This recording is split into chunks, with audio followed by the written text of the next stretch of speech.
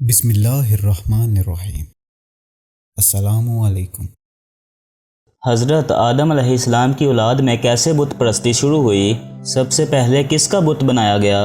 سب سے پہلا شخص کون تھا جس نے بت بنایا؟ آخر کیا وجہ تھی کہ ایک اللہ کو ماننے والوں کو بتوں کی ضرورت پڑ گئی؟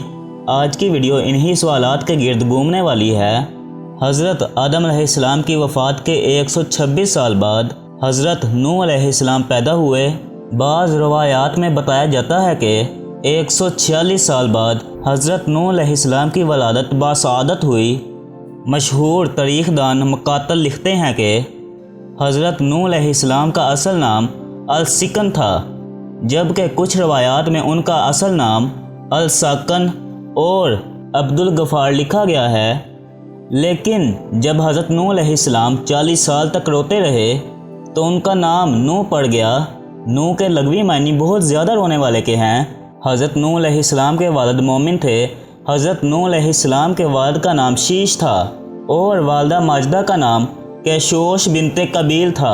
اللہ تعالیٰ نے حضرت نوح علیہ السلام کو تب نبوت عطا فرمائی جب بتوں کی پوجا عروج پر پہنچ چکی تھی۔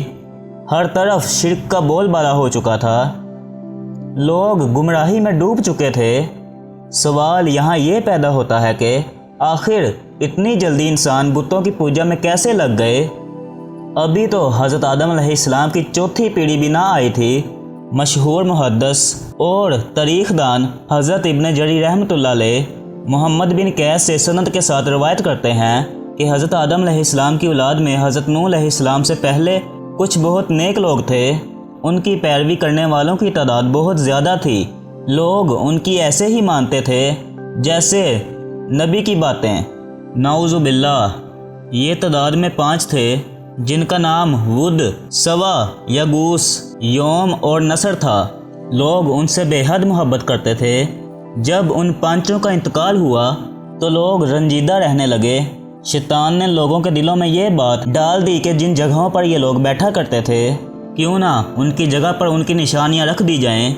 شروع میں کچھ نشانیاں رکھی گئی جو کہ ان کی استعمال شدہ اشیاء تھی۔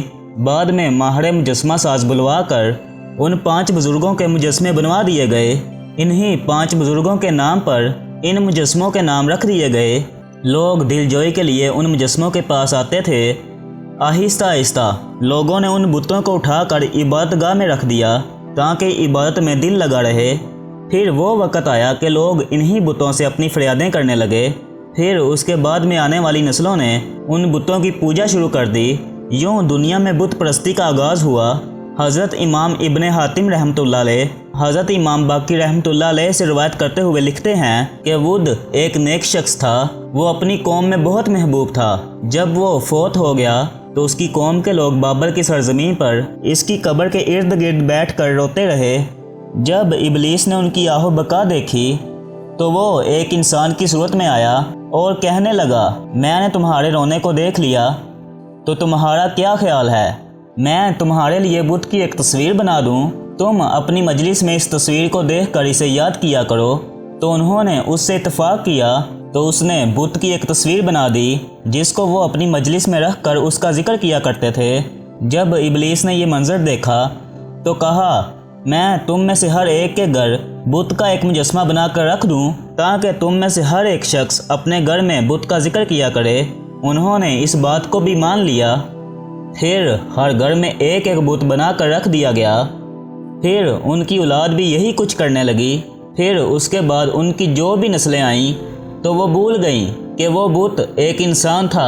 اس کو خدا مان کر اس کی عبادت کرنے لگے۔ پھر انہوں نے اللہ کو چھوڑ کر بت کی پرستش شروع کر دی۔ پھر اللہ پاک کو چھوڑ کر جس بت کی سب سے پہلے پرستش شروع کی گئی وہ بت کا نام کابت تھا۔ اللہ تعالیٰ نے سورہ نوح میں ان کے نام ذکر کیے ہیں۔ چنانچہ اس مشرک قوم کی اصلاح کے لیے اللہ تعالیٰ نے حضرت نوح علیہ السلام کو پیغمبر بنا کر بھیجا۔ اب بات کرتے ہیں کہ عرب میں بت پرستی کا آغاز کیسے ہوا۔ کعبہ کے متولی خاندان جس نے 500 سال تک کعبہ کی تولیت کی، ان میں ایک شخص عمر بن لاہا بن کما تھا جس نے 400 سال کی طویل عمر پائی۔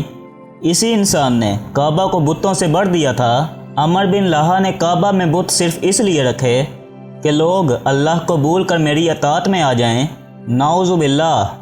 عرب میں ہی پھر اللہ تعالیٰ نے اپنے آخری اور پیارے نبی صلی اللہ علیہ وآلہ وسلم کو بھیجا، جنہوں نے نہ صرف خانہ کعبہ کو بتوں سے پاک کیا بلکہ ایسا دین ہمارے حوالے کیا کہ جس پر چل کر ہم اشرف المخلوقات کہلانے کے قابل ہو گئے۔